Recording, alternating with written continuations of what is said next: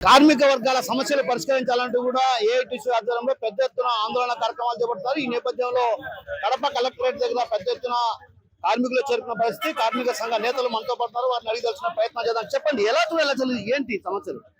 GSL medical institutions మరియు కిమ్యూ international university భాగస్వామ్యంతో Indian aligned MBBS course అడ్మిషన్లు అందిస్తోంది నియో. ఈ రోజు రాష్ట్రంలో గాని కేంద్రంలో ఉన్నటువంటి కూటమి ప్రభుత్వాలు, మోడీ చంద్రబాబు ప్రభుత్వాలు కార్మికుల యొక్క సంక్షేమాన్ని విడనాడి పరిపాలన చేస్తున్నాయని చెప్పి ఈరోజు రాష్ట్రంలో అసెంబ్లీ సమావేశాలు జరుగుతున్న నేపథ్యంలో కార్మికుల యొక్క యోగక్షేమాలు, వేతనాల గురించి చర్చించాలని చెప్పి మీ యొక్క వేతనాలు అంటే అసెంబ్లీలో ఉన్నటువంటి ఎమ్మెల్యేలు, మంత్రుల యొక్క వేతనాలు పెంచుకోవడమే కాదు, రాష్ట్రంలో కోట్లాది మంది పనిచేసినటువంటి కార్మికుల యొక్క సంక్షేమం, వాళ్ళ యొక్క వేతనాల గురించి మాట్లాడాలని చెప్పి ఏఐటీసీగా ఈ రోజు రాష్ట్ర వ్యాప్తంగా అన్ని జిల్లా కలెక్టర్ కార్యాలయాల దగ్గర ముట్టడి కార్యక్రమం ఏఐటీసీ ఆధ్వర్యంలో నిర్వహిస్తున్నాం. దాదాపు 73 షెడ్యూల్లో పనిచేసే కార్మికులకు దాదాపు 10-15 సంవత్సరాలుగా వేతనాల సవరణ జరగలేదు. అలాగే గత 2 సంవత్సరాల ముందు రాష్ట్రంలో అంగన్వాడీ కార్మికులు 42 రోజులు ఆందోళన చేస్తే ఇదిగో పెంచుతాం, అదిగో పెంచుతామని చెప్పి, అలాగే మున్సిపల్ కార్మికులు కూడా కనీస వేతనాలు ఇవ్వాలని చెప్పి ఆందోళన చేస్తే 13 రోజులు పట్టించుకునే పరిస్థితి లేదు. ఈ రోజు రాష్ట్రంలో కూటమి ప్రభుత్వం అమరావతి చుట్టూ కేవలం కాలయాపన తప్ప రాష్ట్రంలో కేంద్రంలో ఉన్నటువంటి కార్మికులు వాళ్ళ యొక్క జీతాలు పెంచాలని అడుగుతుంటే పరోక్షంగా వాళ్ళ యొక్క జీతాలు కుదించే విధంగా 8 గంటల పని విధానాన్ని 10 గంటల పని విధానం చేపడుతూ అసెంబ్లీలో, కేంద్రంలో ఉన్నటువంటి పార్లమెంట్ లో ఈ యొక్క చట్ట సవరణ చేయడం దుర్మార్గం అని చెప్పి ఏఐటీసీగా మరి డిమాండ్ చేస్తున్నాం. అలాగే స్వాతంత్రం నాటి నుంచి కార్మికులు పోరాడి సాధించుకున్నటువంటి 44 కార్మిక చట్టాలను 4 లేబర్ కోడ్స్ గా తీసుకొచ్చి కార్మికుల యొక్క గొంతులను నొక్కేందుకే ప్రయత్నం చేస్తారని చెప్పి వాటిని రద్దు చేయాలని చెప్పి మరి ఏఐటీసీగా మరి డిమాండ్ చేస్తున్నాం. సో మొత్తం మీద ఏదైతే కార్మిక వర్గాల సమస్యలు పరిష్కరించాలంటూ కూడా పెద్ద ఎత్తున ఆందోళన కార్యక్రమాలు చేపట్టినప్పటికీ ఒక రకంగా కార్మిక సంఘాల నేతలంతా కూడా అంటే ఏదైతే గత కొంతకాలంగా దీర్ఘకాలికంగా సమస్యలు ఉన్నాయి వాటిని పరిష్కరించే దిశగా అడుగులు వేయడం లేనటువంటి వాదన కూడా వినిపిస్తున్న పరిస్థితి. ఈ నేపథ్యంలో మనతో పాటు సిపిఐ జిల్లా కార్యదర్శి చంద్ర ఉన్నారు, ఆయన అడిగి తెలిసిన ప్రయత్నం. చెప్పండి, అసలు కార్మిక వర్గాల సమస్యలు పరిష్కారానికి నోచుకోకపోవడానికి అంటే ఒక రకంగా కార్మికులు పెద్ద ఎత్తున చట్టాలు తీసుకురావడమే ఇందుకు ప్రధాన కారణమా?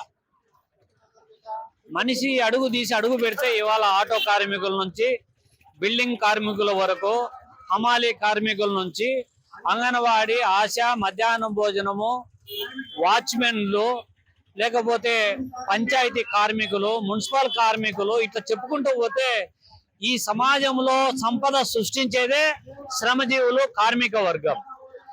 సంపదను సృష్టించేటటువంటి శ్రామిక వర్గానికి రావాల్సినటువంటి హక్కులు, అవకాశాలు అమలు చేయడంలో పాలక ప్రభుత్వాలు తీవ్రమైనటువంటి నిర్లక్ష్యం, అలసత్వం ప్రదర్శిస్తూ ఉన్నాయి. పైగా చంద్రబాబు నాయుడు లాంటి వాళ్ళు సంపదను సృష్టించేది కార్మికులు కాదు, సంపన్న వర్గాలు, శ్రమజీవులను దోపిడీ చేసేటటువంటి కార్పొరేట్లు సంపదను సృష్టిస్తున్నారని చెప్పి మాట్లాడడం అంటే అసలు పాలక ప్రభుత్వం యొక్క మైండ్ సెట్టే మారాల్సినటువంటి అవసరం ఇవాళ ఉంది. పోనీ ఇవాళ సంపదను సృష్టించేటటువంటి శ్రమజీవులేమో డబ్బునంతా రాష్ట్ర ప్రభుత్వానికి ఆదాయం రూపంలో పోగు చేస్తా ఉంటే తిరిగి ఖర్చు చేయడంలో ఉన్నటువంటి శ్రద్ధ తీవ్రమైనటువంటి నిర్లక్ష్యం చేస్తా ఉన్నారు. లేదా రాష్ట్రంలో ఆదాయం లేదా, సంపద లేదా అంటే సంపదనంతా ఒక ప్రాంతంలో అమరావతి, పోలవరము ఈ అంశాలు తప్ప ఈ రాష్ట్ర సమగ్రాభివృద్ధి కానీ, శ్రమజీవులకు కానీ, విద్యా వైద్యానికి సంబంధించినటువంటి అంశాలు కానీ, ఉద్యోగ ఉపాధి అవకాశాలకు సంబంధించినటువంటి అంశాలలో ఎక్కడే కానీ డబ్బులు ఖర్చు పెట్టడం లే. మాట్లాడితే అమరావతి, పోలవరం అనేటువంటి ఈ నాయకులు యొక్క వైఖరి మారాల్సినటువంటి అవసరం ఉంది. అసంఘటిత రంగంలో పనిచేస్తున్నటువంటి వాళ్ళు, సంఘటిత రంగంలో పనిచేస్తున్నటువంటి శ్రమజీవులు, వీళ్ళ కనీస వేతన చట్టం అమలు చేయాలి, సమాన పనికి సమాన వేతనం అమలు చేయాలి. ఇవాళ పంది కుక్కుల్లాగా తింటున్నటువంటి ఈ కాంట్రాక్టు, అవుట్ సోర్సింగ్ ఏజెన్సీలలో ఉన్నటువంటి ఈఎస్ఐ డబ్బులు, పిఎఫ్ డబ్బులు, కార్మికుల డబ్బులు జమ చేయకుండా ఇవాళ పంది కుక్కుల్లాగా పంచుకు తింటున్నటువంటి ఏజెన్సీల పైన నియంత్రణ పెరగాల్సినటువంటి అవసరం ఉంది, జవాబుదారీ పెరగాల్సినటువంటి అవసరం, బాధ్యత ఉంది అని చెప్పి శ్రమజీవులు పోరాటం చేస్తా ఉంటే కార్మికులను ఏకకాలంలో దోపిడీ చేసేటటువంటి చట్టాలనే సమూలంగా మార్పులు చేసి కనీస వేతన చట్టాన్ని ఉల్లంఘిస్తూ ఇవాళ పని గంటలను పూర్తిగా పక్కన పెట్టి కార్మికులను దోపిడీ చేసేటటువంటి కార్పొరేట్లకు ఊడిగం చేసేటటువంటి చట్టాలను అమలు చేయాలని వాళ్ళ ప్రయత్నం చేస్తా ఉన్నారు. ఈ విధానాన్ని స్వస్తి పలకాలని చెప్పి ఇవాళ రాష్ట్ర వ్యాప్తంగా ఏఐటీసీ ఆధ్వర్యంలో ఆందోళన కార్యక్రమానికి శ్రీకారం చుట్టారు. మరి ఏఐటీసీ తలపెట్టినటువంటి ఆందోళన ప్రభావము అసెంబ్లీ సాక్షిగా ఇవాళ చర్చకు రావాల్సినటువంటి అవసరం ఉంది.